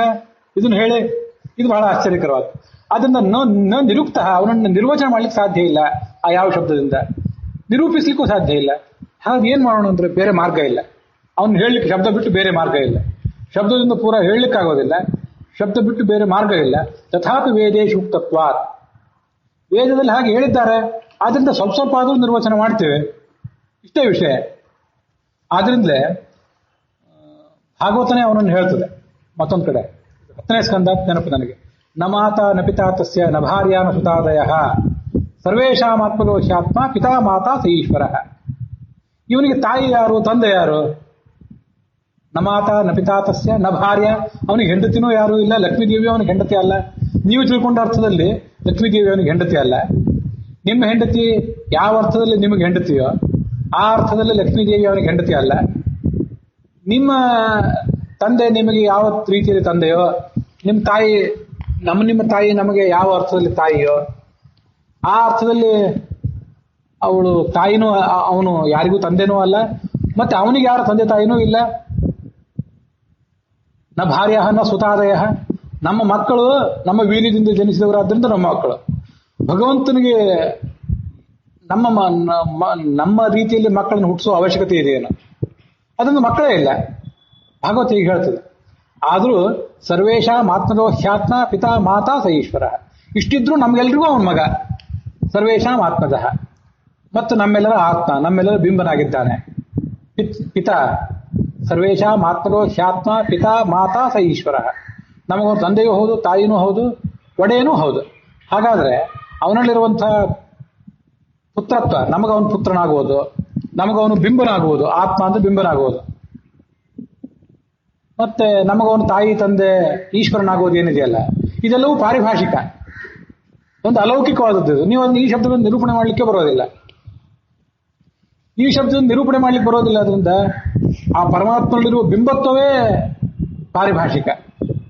ಈ ಅರ್ಥದಲ್ಲಿ ಲೌಕಿಕ ಅರ್ಥದಲ್ಲಿ ನಿರ್ವಹಣೆ ಮಾಡ್ಲಿಕ್ಕೆ ಹೋಗಬೇಡಿ, ಅದು ಪಾರಿಭಾಷಿಕ. ನಮ್ಮಲ್ಲಿರುವಂತಹ ಪ್ರತಿಬಿಂಬತ್ವವೂ ಕೂಡ, ಅವನು ಬಿಂಬ ಆದ್ಮೇಲೆ ನಾವು ಪ್ರತಿಬಿಂಬರಲ್ಲ. ನಮ್ಮಲ್ಲಿರುವ ಪ್ರತಿಬಿಂಬತ್ವವೂ ಕೂಡ ಪರಮಾತ್ಮನಷ್ಟು ಅಲೌಕಿಕ ಅಲ್ಲದೆ ಇದ್ರೂ ಕೂಡ ಒಂದು ರೀತಿಯಿಂದ ಅಲೌಕಿಕನೇ. ಜಗತ್ತಿನಲ್ಲಿರುವ ಪ್ರತಿಬಿಂಬದಂತೆ ಇದು ಬಿಂಬ ಅಲ್ಲ, ಪ್ರತಿಬಿಂಬ ಅಲ್ಲ. ಇದು ನಮ್ಮ ಮುಖ ಹೋಗಿ ಕನ್ನಡಿಯ ಸಂಪರ್ಕಕ್ಕೆ ಬರಬೇಕು. ಕನ್ನಡಿ ಎಲ್ಲೋ ಇದೆ, ನಾವೆಲ್ಲೋ ಇದ್ದೀವಿ ಎಂದು ಪ್ರತಿಬಿಂಬ ಬೀಳೋದಿಲ್ಲ. ನಾವು ಕನ್ನಡಿ ಎದುರಿಗೆ ಹೋಗಿ ನಿಂತಾಗ ಮಾತ್ರ ಪ್ರತಿಬಿಂಬ ಬೀಳೋದು. ಜೀವ ಪರಮಾತ್ಮ ಜೀವನ ಎದುರಿಗೆ ಬಂದು ನಿಂತು ಅದಕ್ಕಿಂತ ಮೊದಲು ಇಲ್ಲದೇ ಇರುವ ಪ್ರತಿಬಿಂಬ ಆಮೇಲೆ ಬಿದ್ದದ್ದಲ್ಲ. ಯಾವತ್ತೂ ಕೂಡ ಇವನು ಜೀವನ ಎದುರಿಗೆ ಇದ್ದೇ ಇದ್ದಾನೆ. ಸಜಾಯ ಏಷ ಹಿ ದೇವ ಪ್ರತಿಶೋನು ಸರ್ವಾಹ ಪೂರ್ವ ಹಿ ಜಾತ ಸೌಗರ್ಭೆ ಅಂತಃ ಸಜಾಯಮಾನ ಸಜನಿಷ್ಯಮಾನ ಪ್ರತ್ಯಂಗುಖ ತಿಷ್ಠತಿ ವಿಶ್ವತೋಮುಖ. ಎಲ್ಲರೂ ಒಳಗೂ ಇದ್ದಾನೆ, ಹೊರಗೂ ಇದ್ದಾನೆ. ಪ್ರತ್ಯಂಗಾತ್ಮ ಪರಾಂಗಾತ್ಮ ಅಂತ ಅವನನ್ನು ಕರೀತಾರೆ. ಪ್ರತ್ಯಂಗಾತ್ಮ ಅಂದ್ರೆ ಒಳಗಿರುವವನು, ಪರಾಂಗ ಅಂತಂದ್ರೆ ಹೊರಗಿರುವವನು. ಯಾವತ್ತೂ ಇದ್ದೇ ಇದ್ದಾನೆ ಅಂತಂದ್ಮೇಲೆ ಅವನ ಬಿಂಬತ್ವವೂ ಅಲೌಕಿಕ, ನಮ್ಮ ಬಿಂಬತ್ವವೂ ಪ್ರತಿಬಿಂಬತ್ವವೂ ಕೂಡ ಅವನಷ್ಟು ಅಲ್ಲದೆ ಇದ್ರು ಸ್ವಲ್ಪ ಆದ್ರೂ ಅಲೌಕಿಕನೇ. ಹಾಗಾದ್ರೆ ಉಪಾದಿತ್ವನೂ ಕೂಡ ಶಾಸ್ತ್ರದಲ್ಲಿ ಹೇಳಿದಂತೆ ಒಪ್ಕೊಳ್ರಿ ಅಷ್ಟೇ. ಲೌಕಿಕ ಅರ್ಥದಲ್ಲಿ ಆ ಉಪಾದಿತ್ವವನ್ನು ಚಿಂತನೆ ಮಾಡಬೇಡ್ರಿ. ಬಹಳ ಸರಳವಾದಂತಹ ಉತ್ತರ ಅದು. ಆದ್ರಿಂದಲೇ ಬ್ರಹ್ಮಸೂತ್ರ ಭಾಷೆಯಲ್ಲೂ ಕೂಡ ಅಲೌಕಿಕೋಪಿ ಜ್ಞಾನಾಧಿ ತತ್ಸಬ್ಧೇನೈವ ಭಣ್ಯತೆ ಜ್ಞಾಪನಾರ್ಥಾಯ ಲೋಕಸ್ಯ ಯಥಾ ರಾಜೇವ ದೇವರಾಟ್ ಅಂತ ಬ್ರಹ್ಮಸೂತ್ರ ಭಾಷ್ಯದಲ್ಲಿ ಒಂದು ಶ್ಲೋಕ ಉದಾಹರಿಸ್ತಾರೆ ಆಚಾರ್ಯರು. ಪರಮಾತ್ಮನ ಜ್ಞಾನ, ಅವನ ಕರುಣೆ ಇವೆಲ್ಲ ಇದೆಯಲ್ಲ, ಇದೆಲ್ಲ ಅಲೌಕಿಕವಾದದ್ದು. ಆದ್ರಿಂದ ಆ ಕರುಣೆಯನ್ನು ಕರುಣೆ ಅಂತ ಹೇಳಲಿಕ್ಕೆ ಬರೋದಿಲ್ಲ, ಜ್ಞಾನವನ್ನು ಜ್ಞಾನ ಅಂತ ಹೇಳಲಿಕ್ಕೆ ಬರೋದಿಲ್ಲ, ಪರಮಾತ್ಮನ ಶೌರ್ಯವನ್ನು ಶೌರ್ಯ ಅಂತ ಹೇಳಲಿಕ್ಕೆ ಬರೋದಿಲ್ಲ. ನೀವು ಯಾವ ಅರ್ಥದಲ್ಲಿ ತಿಳ್ಕೊಂಡಿದ್ದೀರೋ ಆ ಅರ್ಥದಲ್ಲಿ. ಆದ್ರೆ ಹಾಗಾದ್ರೆ ಅದನ್ನು ಹೇಳೋದೇನು? ಪರಮಾತ್ಮನ ಆ ಗುಣವನ್ನ ಕರುಣೆ ಅಲ್ಲ ಅಂತಂದ್ರೆ ಅದನ್ನು ಏನಂತ ಹೇಳ್ಬೇಕಾಗಾದ್ರೆ? ಆ ಶಬ್ದ ಬಿಟ್ಟು ಬೇರೆ ಶಬ್ದ ಇಲ್ಲ. ಯಾಕಂದ್ರೆ ಜಗತ್ತಿನಲ್ಲಿ ಅತ್ಯಂತ ದೊಡ್ಡ ದೊಡ್ಡ ಸಾಹಿತ್ಯಗಳು ಅಂತಂದ್ರೆ ವೇದ, ಪುರಾಣ ಇತ್ಯಾದಿಗಳು. ಅವುಗಳಿಗೂ ಅವನು ಪೂರ್ಣ ನಿಲ್ಕೋವನಲ್ಲ ಅಂತಂದ್ಮೇಲೆ ಅದನ್ನ ಬಿಟ್ಟು ಬೇರೆ ಮಾರ್ಗವೂ ಇಲ್ಲ. ಯಥಾ ರಾಜೇವ ದೇವರಾಟ. ಚಿಕ್ಕ ಮಕ್ಕಳಿಗೆ ಸ್ವರ್ಗಲೋಕದಲ್ಲಿ ಒಬ್ಬ ಇಂದ್ರ ಅಂತಿದ್ದಾನೆ ಅಂತ ಹೇಳಿದ್ರೆ, ಇಂದ್ರ ಅಂದ್ರೆ ಯಾರು ಅಂತ ಅವ್ರು ಕೇಳಿದ್ರೆ, ನಮ್ಮಲ್ಲಿ ಮುಖ್ಯಮಂತ್ರಿ ಇದ್ದಾರಲ್ಲ, ನಮ್ಮಲ್ಲಿ ಪ್ರಧಾನಮಂತ್ರಿ ಇದ್ದಾರಲ್ಲ, ಅದೇ ಥರ ಅಂತ ಹೇಳ್ಬೇಕಷ್ಟೇ. ವಸ್ತುತಃ ನಮ್ಮ ಪ್ರಧಾನಮಂತ್ರಿ ಅಂತ, ನಮ್ಮ ಮುಖ್ಯಮಂತ್ರಿ ಅಂತ ದೇವರಾಜ ಅಲ್ಲ. ಆದರೂ ದೇವರಾಜನ ಬಗ್ಗೆ ತಿಳಿಸ್ಲಿಕ್ಕೆ ಈ ಉದಾಹರಣೆ ಬಿಟ್ಟರೆ ಬೇರೆ ಉದಾಹರಣೆ ಇಲ್ಲ. ಹಾಗೆ ಪರಮಾತ್ಮನ ಸ್ವರೂಪ, ಅವನ ಗುಣಗಳು, ಅವನ ಬಿಂಬತ್ವ, ಅವನ ಪಿತೃತ್ವ, ಮಾತೃತ್ವ ಇವೆಲ್ಲವೂ ಕೂಡ ಅಲೌಕಿಕವಾದದ್ದು. ಅಲೌಕಿಕವಾದ್ರಿಂದ, ಪಾರಿಭಾಷಿಕವಾದ್ರಿಂದ, ಅದೊಂದು ಟರ್ಮ್ ಆದ್ರಿಂದ, ಟರ್ಮ್ ಅಂತ ಅನ್ನೋದನ್ನ ಶಾಸ್ತ್ರದ ರೀತಿಯಲ್ಲೇ ಹೇಳಬೇಕು. ಪಾರಿಭಾಷಿಕ ಶಬ್ದಗಳನ್ನ ಲೌಕಿಕ ಅರ್ಥದಲ್ಲಿ ನಾವು ಇಟ್ಕೊಳ್ಬಾರ್ದು. ಅನೇಕ ಕಡೆ ಹಾಗೆ ಇದನ್ನು ವಿಜ್ಞಾನ, ಗಣಿತ ಮೊದಲಾದವುಗಳನ್ನು ಓದಿದವರಿಗೆ ಗೊತ್ತಿರ್ತದೆ. ಲೌಕಿಕ ಅರ್ಥದಲ್ಲಿ ಆ ಶಬ್ದ ಅಲ್ವೇ ಅಲ್ಲ. ಅದಕ್ಕೆ ಆ ಶಾಸ್ತ್ರದ ಚೌಕಟ್ಟಿನಲ್ಲಿ ಬೇರೆನೇ ಅರ್ಥ ಇರ್ತದೆ. ಆ ಅರ್ಥದಲ್ಲಿ ಪರಮಾತ್ಮ ಬಿಂಬ, ನಾವು ಅವನ ಪ್ರತಿಬಿಂಬ, ಅದಕ್ಕೊಂದು ಉಪಾಧಿನೂ ಇದೆ, ಅದು ನಾವೇ ಉಪಾಧಿ. ಇಷ್ಟನ್ನ ಹೀಗೆ ಶಾಸ್ತ್ರದ ಮೂಲಕ ತಿಳ್ಕೊಂಡ್ಬಿಟ್ರೆ ಆಯ್ತು. ಆ ಉತ್ತರವೂ ಕೂಡ ಒಂದು ಕೆಲವು ಜನರಿಗೆ ಸಮಾಧಾನ ಕೊಟ್ಟಿತ್ತು, ಕೆಲವು ಜನರಿಗೆ ಕೊಡಲಿಲ್ಲ. ಅದೇನೇ ಇರಲಿ, ಅಂತೂ ಹಾಗೊಂದು ಉತ್ತರ ಅಲ್ಲಿ ಕಂಡು ಬಂತು. ನಿಮ್ಮ ಎದುರಿಗೆ ಅದನ್ನ ಈಗ ಹೇಳಿದ್ದೇನೆ.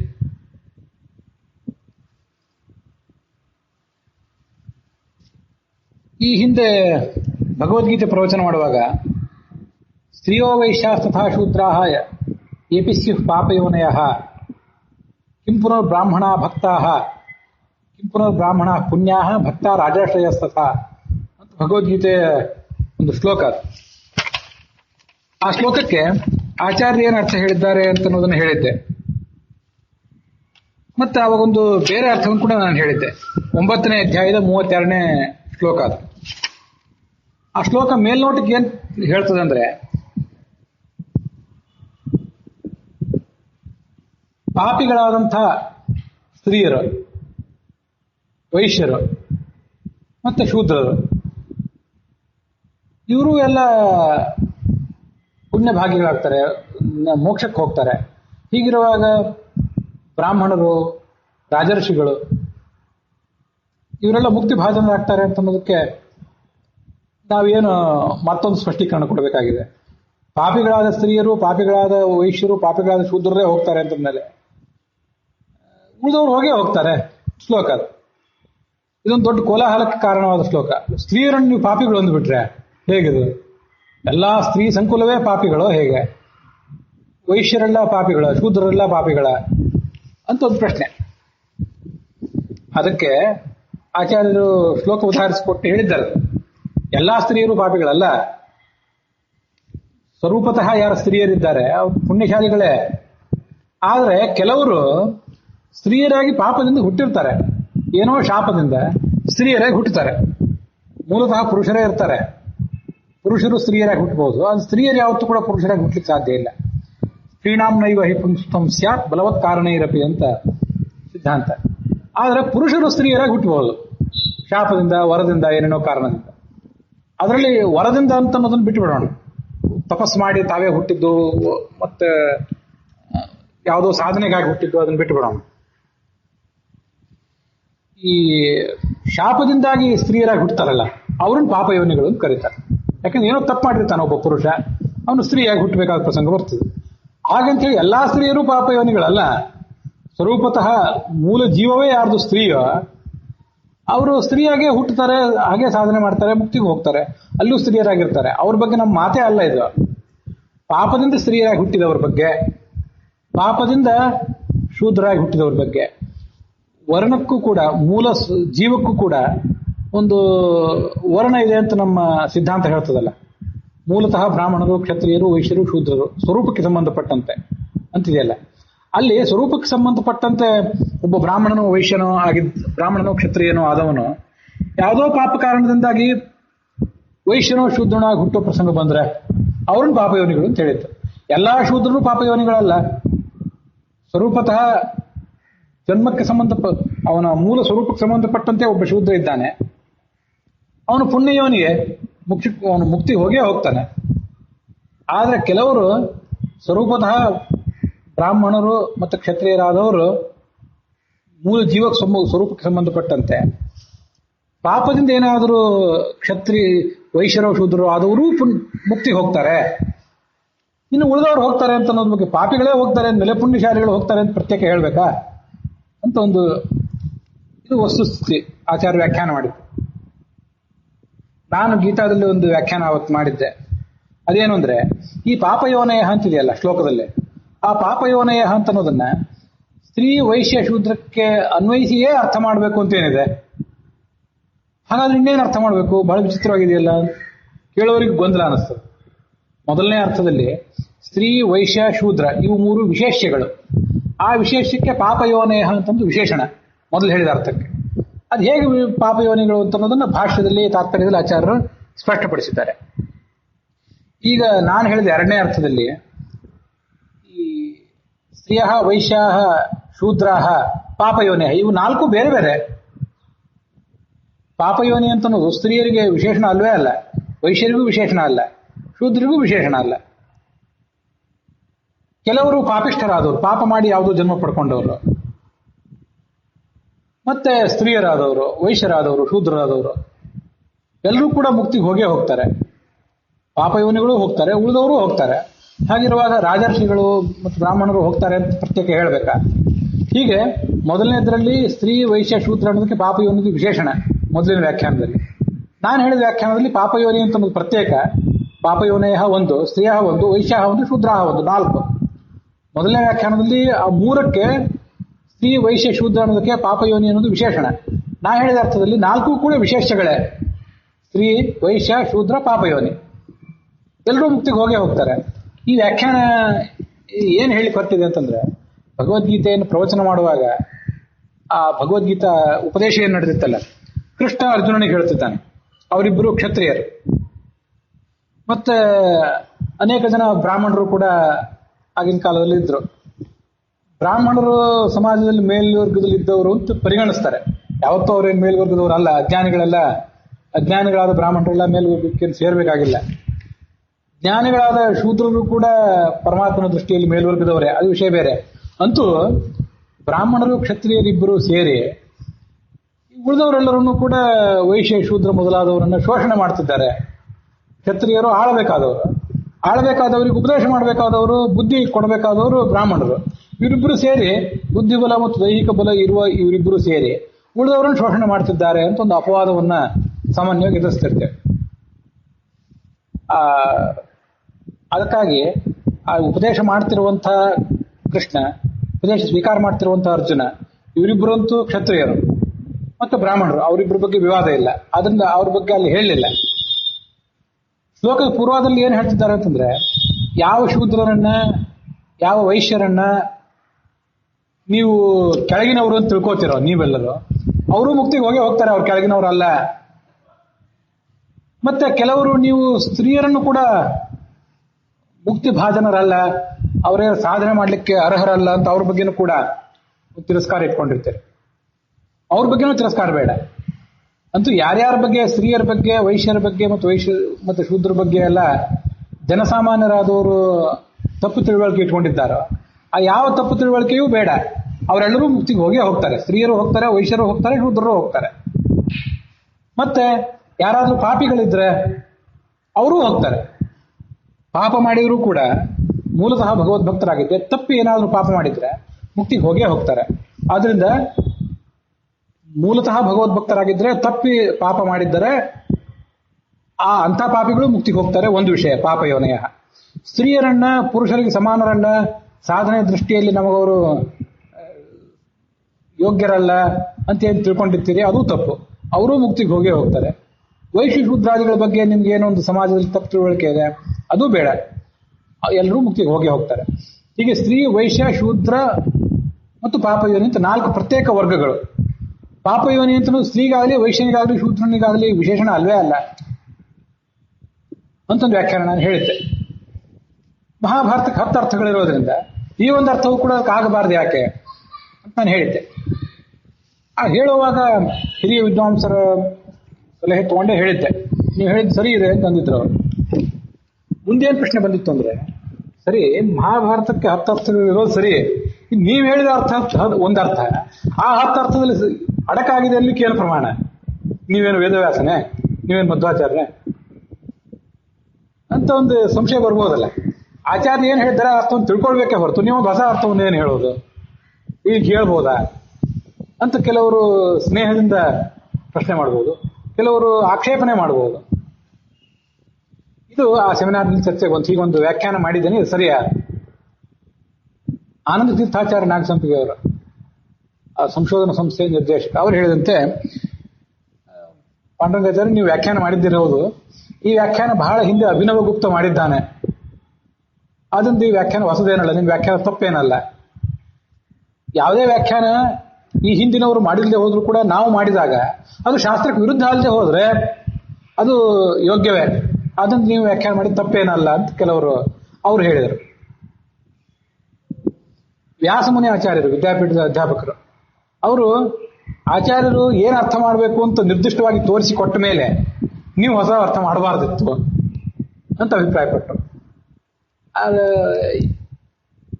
ಯಾಕೆ ಅಂತಂದ್ರೆ, ನಾನು ಅದಕ್ಕೆ ಉತ್ತರಿಸಿದೆ, ಈಗ ನಾನು ಹೇಳಿದ ಅರ್ಥ ಏನಿದೆಯಲ್ಲ, ಇದೇನು ಬಹಳ ವಿಶಿಷ್ಟವಾದ ಅರ್ಥ ಏನಿಲ್ಲ, ಸರಳವಾದ ಅರ್ಥವೇ ಇದೆ.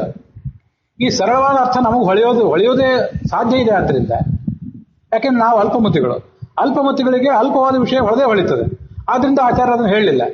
ಅಲ್ಪಮತಿಗಳಿಗೆ ಯಾವುದು ಪ್ರೌಢವಾದ ವಿಷಯ ಹೊಳೆಯೋದಿಲ್ಲ, ಯಾವುದನ್ನು ಪ್ರಮಾಣ ಪುರಸ್ಸರವಾಗಿ ಹೇಳಬೇಕಾಗಿದೆ ಅದನ್ನು ಆಚಾರ್ಯ ಹೇಳಿದ್ರು. ಅದಕ್ಕೆ ಆಚಾರ ಕೊಟ್ಟ ಪ್ರಮಾಣ ಶ್ಲೋಕವೂ ಇದೆ. ಅಲ್ಲಿ 4 ಶ್ಲೋಕಗಳೇ ಇವೆ. ತಾತ್ಪರ್ಯ ಅಥವಾ ಭಾಷೆಯಲ್ಲಿ ಇದ್ದಿರಬಹುದು, ಅಥವಾ 2 ಕಡೆ ಇದ್ದಿರಬಹುದು. ಅದು ನಮ್ಗೆ ಹೊಳಿತಿರ್ಲಿಲ್ಲ, ಆದ್ರಿಂದ ಅದನ್ನು ಆಚಾರ್ಯ ಹೇಳಿದ್ರು. ಇದು ಹೊಳಿತದೆ, ನೀವೇ ತಿಳ್ಕೊಳ್ಳಿ ಅಂತ ಅವ್ರು ಹೇಳಲಿಲ್ಲ. ಅದರಿಂದ ಏನು ತಪ್ಪಲ್ಲ ಅಂತ ನನ್ನ ವಾದ. ಅದು ಆಚಾರ್ಯರು ಒಂದು ಅರ್ಥವನ್ನು ತೋರಿಸಿಕೊಟ್ಟ ಮೇಲೆ ನೀವು ಮತ್ತೆ ಹೀಗೆ ಹೇಳೋದು ಅಷ್ಟು ಉಚಿತವಾಗಿ ಕಾಣಿಸೋದಿಲ್ಲ. ಪಾಪಯೋನೇಯ ಅಂತ ಒಂದು ವಿಶೇಷಣ ಅಲ್ಲ ಅಂತೀರಿ, ಆ ವಿಶೇಷಣ ಅಲ್ಲ ಅಂತಂದು ಮತ್ತೆ ಮುಂದೆ ಕಿಮುತ ಅಂತಿದೆಯಲ್ಲ, ಪಾಪಯೋನಿಗಳೇ ಹೋಗ್ತಾರೆ ಅಂದಮೇಲೆ ಪುಣ್ಯಶಾಲಿಗಳು ಹೋಗ್ತಾರೆ ಅಂತ ಏನು ಹೇಳಬೇಕಾಗಿದೆ?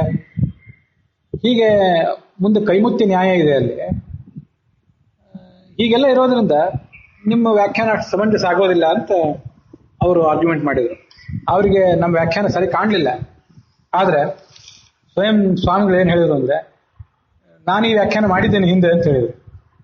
ನನಗೆ ಬಹಳ ಸಮಾಧಾನ ಆಯಿತು. ನೀವು ವ್ಯಾಖ್ಯಾನ ಮಾಡಿದ್ದು ನನಗೆ ಗೊತ್ತಿರಲಿಲ್ಲ ಸ್ವಾಮಿ, ಆದರೂ ನಾನು ಮಾಡಿದ್ದೇನೆ. ನೀವು ಮಾಡಿದ್ದೀರಿ ಅಂತ ಗೊತ್ತಿಲ್ಲದೆ ಇದ್ರು ನಾನು ಮಾಡಿದ್ರು ತಮ್ಮ ಅನುಗ್ರಹದಿಂದಲೇ ಅದನ್ನು ಮಾಡಿದಂತೆ, ಹಾಗೆ ನಾನು ತಿಳ್ಕೊಂಡಂತೆ.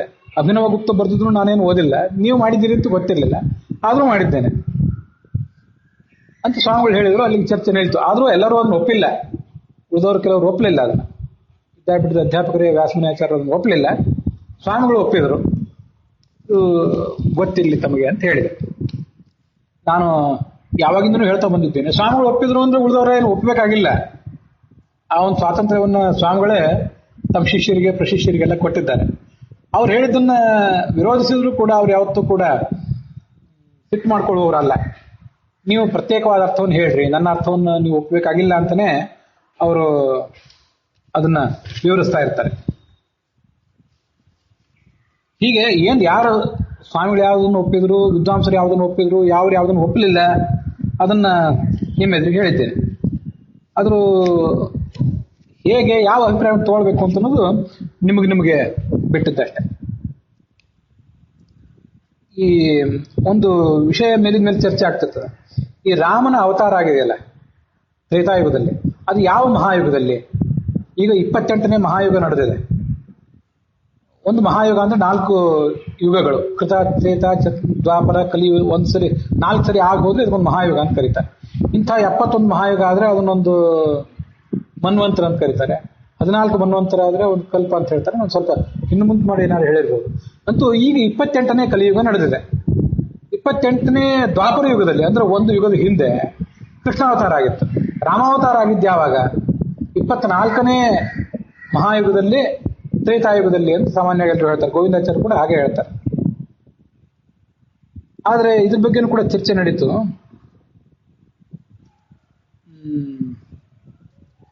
ಐವತ್ತನ ಪುರಾಣಿಕರು ಅದನ್ನು 24ನೇ ಮಹಾಯುಗ ಅಂತಾನೆ ಹೇಳಿದ್ರು. 24ನೇ ಮಹಾಯುಗದಲ್ಲೇ ರಾಮನ ಅವತಾರ ಆಗಿದ್ದು ಅಂತ ಹೇಳಿ. ಆದ್ರೆ ಸ್ವಾಮಿಗಳು ಏನು ಹೇಳಿದ್ರು ಅಂತಂದ್ರೆ, ನಾನು ಇದ್ರ ಬಗ್ಗೆ ಬಹಳ ವಿಚಾರ ಮಾಡಿಲ್ಲ. ಯಾಕಂದ್ರೆ ಪ್ರಮಾಣ ಶ್ಲೋಕಗಳು ತುಂಬಾ ಸಂಕೀರ್ಣ ಆಗಿವೆ. ಹೀಗೆ ಈ ವಿಷಯ ಹೀಗೆ ತೀರ್ಮಾನ ಮಾಡಲಿಕ್ಕೆ ಪ್ರಮಾಣ ಶ್ಲೋಕಗಳು ಯಾವುವು ಸ್ಪಷ್ಟವಾಗಿ ದೊರೀತಾ ಇಲ್ಲ. ಆದ್ರಿಂದ ಅದು 24ನೇ ಮಹಾಯುಗದಲ್ಲಿಯೇ ರಾಮನ ಅವತಾರ ಆಗಿದ್ದು ಅಂತ ಅನ್ನೋದ್ರ ಬಗ್ಗೆ ನಾನೇನು ತೀರ್ಮಾನ ತಗೊಂಡಿಲ್ಲ ಅಂತ ಅವ್ರು ಹೇಳಿದ್ರು. ಕೆಲವರು 28ನೇ ಮಹಾಯುಗದಲ್ಲಿಯೇ ತ್ರೇತಾಯುಗದಲ್ಲಿ ರಾಮಾವತಾರ, ಮತ್ತೆ ಮುಂದೆ ದ್ವಾಪರದಲ್ಲಿ ಕೃಷ್ಣಾವತಾರ ಮತ್ತು ವೇದವ್ಯಾಸ ಅವತಾರ ಅಂತ ಕೆಲವರು ಹೇಳೋರಿದ್ದಾರೆ. 24ರಲ್ಲಿ ಅಂತ ಇನ್ನು ಕೆಲವರು ಹೇಳೋರಿದ್ದಾರೆ. ಗೋವಿಂದಾಚಾರ್ಯ 24ನೇ ಮಹಾಯುಗದಲ್ಲಿ ತ್ರೇತಾಯುಗದಲ್ಲಿ ರಾಮಾವತಾರ ಅಂತ ಹೇಳಿದ್ದಾರೆ. ಹೀಗೊಂದು ಭಿನ್ನಾಭಿಪ್ರಾಯ ಇದೆ. ವಿದ್ವಾಂಸರಲ್ಲಿ ಒಂದು ಭಿನ್ನಾಭಿಪ್ರಾಯ ಕೂಡ ಇದೆ. ಇದು ಹರಿವಂಶದಲ್ಲಿದೆ. ಹರಿವಂಶದಲ್ಲಿ ಆ ವಿಷ್ಣು ಪರ್ವ ಅಂತ ಮೊದಲನೇದು, ಹರಿವಂಶ ಪರ್ವ ಅಂತ ಮೊದಲನೇದ್ದು, ಅದಾದ್ಮೇಲೆ ವಿಷ್ಣು ಪರ್ವ, ಅದಾದ್ಮೇಲೆ ಭವಿಷ್ಯ ಪರ್ವ. ಅದರಲ್ಲಿ ಆ ಭವಿಷ್ಯ ಪರ್ವದಲ್ಲಿ ಮೊದಲನೇ ಹರಿವಂಶ ಪರ್ವದಲ್ಲಿ ಭಗವಂತನ ವಿವಿಧ ಅವತಾರಗಳನ್ನು ವರ್ಣನೆ ಮಾಡ್ತಾರೆ. ಅಲ್ಲಿ ಒಂದ್ ಕಡೆ ಈ ಶ್ಲೋಕನೂ ಕೂಡ ಇದೆ. ಹಾಗೆ ಮಹಾಭಾರತದಲ್ಲೂ ಕೂಡ ಈ ಸಭಾ ಪರ್ವದಲ್ಲಿ ಕೃಷ್ಣನಿಗೆ ಅಗ್ರಪೂಜೆ ನಡೆಯುವಾಗ ಭೀಷ್ಮರು ಅವನ ವಿವಿಧ ಅವತಾರಗಳನ್ನು ವರ್ಣನೆ ಮಾಡ್ತಾರೆ.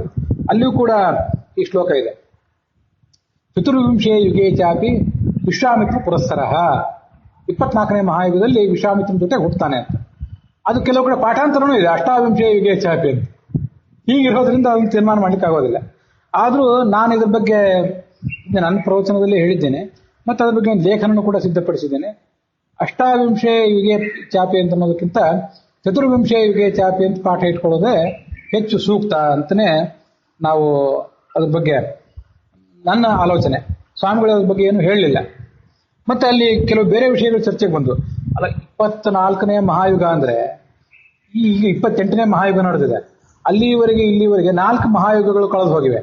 4 ಮಹಾಯುಗ ಅಂದ್ರೆ ಒಂದು ಮಹಾಯುಗ ಅಂದ್ರೆ 43,20,000 ವರ್ಷ. ಅದರ 4 ಪಟ್ಟು ಸುಮಾರು 1,60,00,000 ವರ್ಷ ಆಗ್ತದೆ. ಅದು ಆ ರಾಮ ಜನ್ಮಭೂಮಿಯಲ್ಲಿ ಆ ಅವಶೇಷಗಳು, ಮಂದಿರದ ಅವಶೇಷಗಳು ಇವೆಲ್ಲ ಈಗ ಉಳಿಲಿಕ್ಕೆ ಸಾಧ್ಯವ? ಆಮೇಲೆ ಆ ರಾಮ ಸೇತು ಅಂತ ಒಂದು ಏನಿದೆಯಲ್ಲ, ಅದೆಲ್ಲ ಅಷ್ಟು ದೀರ್ಘಕಾಲದ್ದು. ಈಗ ಕೆಲವು ವರ್ಷ, ಒಂದು 2-3 ಲಕ್ಷ ವರ್ಷದ ಹಿಂದಿಂದ ಆದ್ರೂ ಉಳಿಬಹುದು. ಈಗ ಕಲಿಯುಗ ನಡೆದಿದೆ, ಹಿಂದೆ ದ್ವಾಪರ, ಅದ್ರ ಹಿಂದೆ ತ್ರೇತಾಯುಗ. ಸುಮಾರು 16 ಲಕ್ಷ ವರ್ಷ ಕೃತಯುಗ, 12 ಲಕ್ಷ ವರ್ಷ ತ್ರೇತ, ಮತ್ತೆ 8 ಲಕ್ಷ ವರ್ಷ ದ್ವಾಪರ, 4 ಲಕ್ಷ ವರ್ಷ ಕಲಿಯುಗ ಅಂತ ಈಗೇನೋ ಇರ್ತದೆ. ಇದೇ 28ನೇ ಮಹಾಯುಗದಲ್ಲಿಯೇ ರಾಮಾವತಾರ ಆಗಿದ್ದು ಅಂತ ಇಟ್ಕೊಂಡ್ರೆ, ಆ ಅವಶೇಷಗಳಲ್ಲಿ ಸಿಕ್ಕಿದ್ದು ಮತ್ತೆ ಈ ರಾಮ ಸೇತುವಿನ ಅವಶೇಷ ದಕ್ಷಿಣ ಸಮುದ್ರದಲ್ಲಿ, ಮತ್ತೆ ಅಯೋಧ್ಯೆಯಲ್ಲಿ ರಾಮ ಮಂದಿರದ ಅವಶೇಷಗಳು, ಇವೆಲ್ಲ ಕಾಲದ ಸಾಮೀಪ್ಯ ಇರೋದ್ರಿಂದ ನಾವು ನಂಬಬಹುದಾದದ್ದು. 24ನೇ ಮಹಾಯುಗದಲ್ಲಿ ಇದೆಲ್ಲ ನಡೆದಂತಾದ್ರೆ 1,60,00,000 ವರ್ಷಗಳು ಹೆಚ್ಚು ಕಡಿಮೆ ಆಗಿಬಿಡ್ತಾರೆ. ಆ ಅವಶೇಷಗಳೆಲ್ಲ ಉಳಿಲಿಕ್ಕೆ ಹೇಗೆ ಸಾಧ್ಯ ಅನ್ನೋದು ಎಲ್ಲ ಚರ್ಚೆಗೆ ಬಂತು. ಅದನ್ನೆಲ್ಲ ತೀರ್ಮಾನ ಮಾಡೋದು ಕಷ್ಟ. ಉಳಿಬೇಕು ಅಂತ ಭಗವಂತನ ಸಂಕಲ್ಪ ಇದ್ರೆ ಉಳಿತದೆ. ಈ ಜಗತ್ತಲ್ಲಿ ಯಾವ್ದು ಉಳಿಬೇಕು ಯಾವ್ದು ಉಳಿಬಾರ್ದು ಅಂತ ನಾವೇನು ಹೇಳೋದು? ಇಂಥದ್ದು ಉಳಿಬೇಕು ಇಂಥದ್ದು ಉಳಿಬಾರ್ದು ಅನ್ನೋದಕ್ಕೆ ನಮ್ಮ ಇಚ್ಛೆ ಏನಾದ್ರೂ ನ್ಯಾಮಕ ಇದೆಯೇನು? ಯಾವುದೋ ಕೆಲವು ಉಳಿಬಹುದು, ಕೆಲವು ಹಾಳಾಗಿ ಹೋಗ್ಬೋದು. ಅದರಿಂದ ಅಷ್ಟು ಸ್ಪಷ್ಟವಾಗಿ ಅದನ್ನ ನಿರ್ಧರಿಸುವುದು ಕಷ್ಟ ಅಂತ ಅನ್ನೋದ್ರ ಬಗ್ಗೆ ಅಂತ ಒಂದು ಚರ್ಚೆಗೆ, ಆ ಚರ್ಚೆ ಅಲ್ಲಿಗೆ ಮುಗೀತು.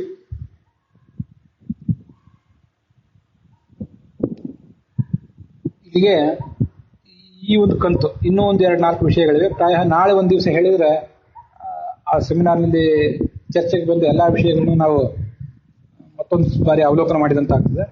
ಇವತ್ತಿನ ಈ ಕಂತು ಇಲ್ಲಿಗೆ ಮುಕ್ತಾಯ ಕಂಡಿದೆ.